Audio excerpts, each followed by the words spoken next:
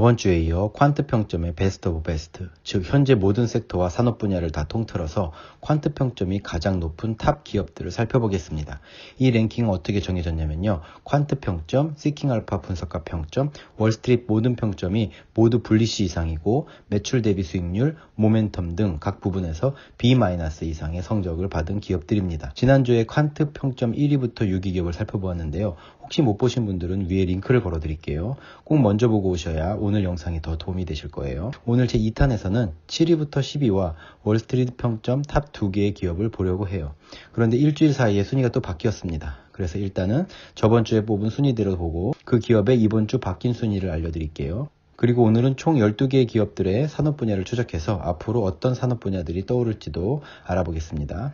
자, 그럼 먼저 7위 기업인 글로벌 쉽 리즈를 보겠습니다. 글로벌 쉽 리즈 INC는 컨테이너 운송 회사입니다. 다양한 크기의 컨테이너선을 소유하고 있고 고정 요금으로 물류 회사에 대여하고 있습니다. 2020년 3월 31일 현재 총 수용량 24만 8,968유닛에 해당하는 45척의 컨테이너선을 보유하고 있습니다.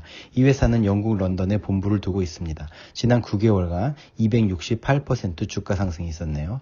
어닝스 리비전만 B뿔이고 발류에이션, 매출 대비 수익률, 성장성 다 A로 좋습니다. A뿔이 3개나 있어요. EV 에빅타 TTM도 5.97로 시가총액으로 이 기업을 샀을 때 6년쯤 후부터 이익을 창출할 수 있으니 아주 좋습니다. 매출도 2019년 이후 많이 상승했고 2020년에 EPS도 예상치보다 2배 정도 앞서고 있습니다. 시킹알파 기사들을 보니 상승 이유가 앞으로 컨테이너 마켓이 떠오르고 있고 여기 기사 하나를 살펴보면 컨테이너 운송료가 코로나 시작 이후 엄청나게 올라 2020년 중간에 400불 하던 것이 이제는 65%가 올라 1000불 선까지 되었다고 합니다. 이런 상승이 있었음에도 불구하고 아직 이 기업이 주가가 낮기 때문에 지금이 매수 기회다라고 하고 있습니다.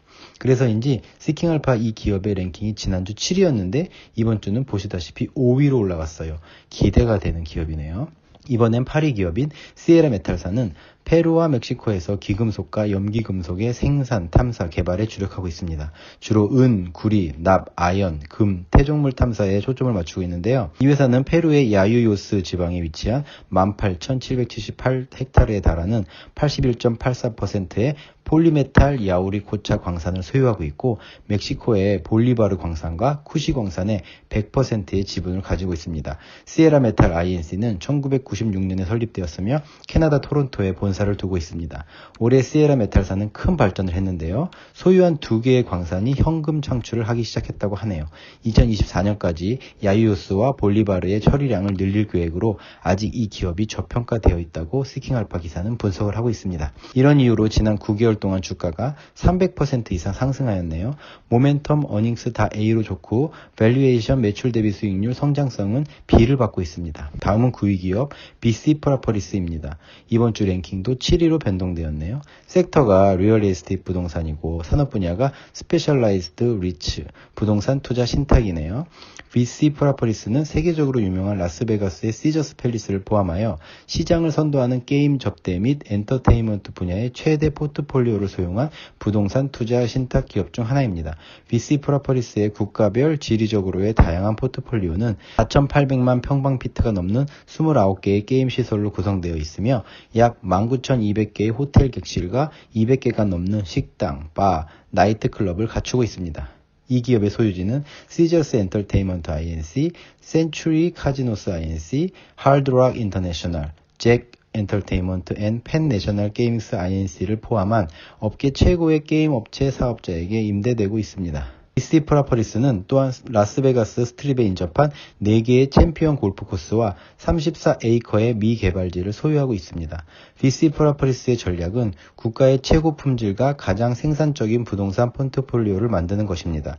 시킹알파 기사들이 최근 불리시가 많이 보이고요. 매출이 2018년, 2019년 다 비슷하지만 2020년 예상치를 더 높게 잡았네요. 매출 대비 수익률, 성장성, 어닝스 다 A로 좋은데 발리에이션과 모멘텀이 B로 조금 저조하네요. 시킹알파 분석 기사를 좀 살펴보면 빠른 성장성에 비해 저평가되어 있다고 써 있습니다. 그럼 이 기업의 코로나 관련해서 어떤 영향이 있었는지 기사를 하나 열어볼까요?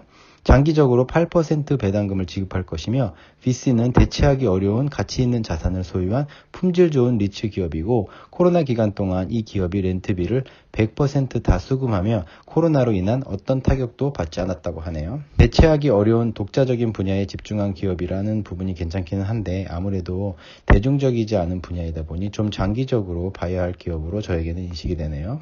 자, 그럼 퀀트 평점 마지막으로 10위인 임팔라 플래티넘 홀딩스 리미티드는 남아프리카의 일로보에 본사를 두고 있으며 남아프리카와 짐바브웨에서 플래티넘 금속 그룹 PGM, 채굴, 가공, 정제 및 마케팅을 하고 있습니다. 이 회사는 크롬과 니켈 광석은 물론 백금, 팔라듐, 로듐을 생산합니다. 또한 캐나다 온타리오주 썬더베이 북서쪽에 위치한 라크데 일레스 광산을 소유하고 운영하고 있고요. 섹터가 머티리얼스, 소재이고 산업 분야가 Precious Metals and Minerals, 귀금속과 미네랄 채광입니다. 좀 낯선 분야라 시킹알파 분석 기사들을 좀 보겠습니다. 한 기사를 쓰신 분은 임팔라 플래티넘은 퀀트 평점가 월스트리트이 좋아하는 기업이다. 나도 금속 관련 기업, 특히 저평가된 금속 관련 기업을 사랑한다 라고 쓰셨네요.